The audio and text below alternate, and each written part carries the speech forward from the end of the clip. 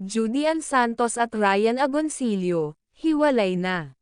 Usap-usapan ngayon sa social media ang mainit na revelasyon ni Judy Ann Santos na umani ng samat-saring reaksyon mula sa netizens, tungkol sa hiwalayan nila ng kanyang asawa na si Ryan Agoncillo.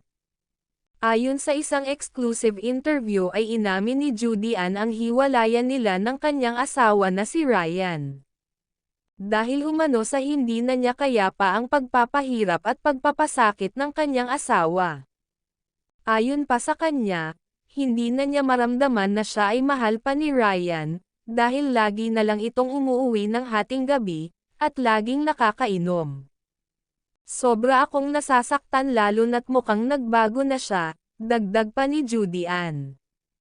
Sa interbyong ito ay makikita mo ang sakit na kanyang dinaranas, dahil kay Ryan. Napakatagal na naming nagsasama, at paulit-ulit niya lang ginagawa ang lahat. Nagtiis ako at nagsakripisyo para sa family ko, especially sa mga anak ko, dahil ayokong aking walang buong pamilya ang mga anak ko, ani pa ni Judy Ann, habang nagpipigil ng emosyon na sa huli ay hindi din mapigilan na bumuhos ang luha, dahil hindi na kayapang kimkimin ang lahat.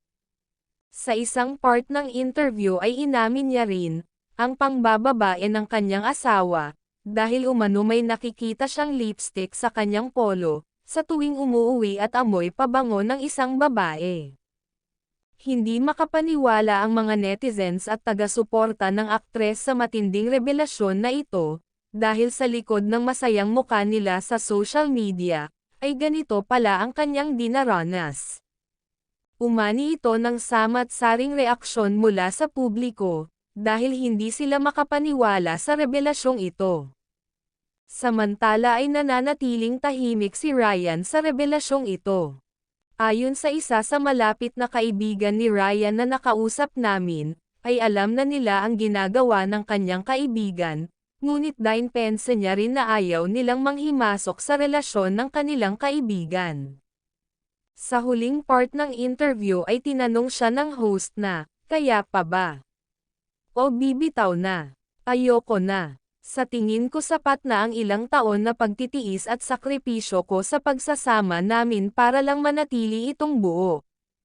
It's time to love myself first, for my kids, ani ni Judy Ann habang hindi pa din mapigil ang emosyon.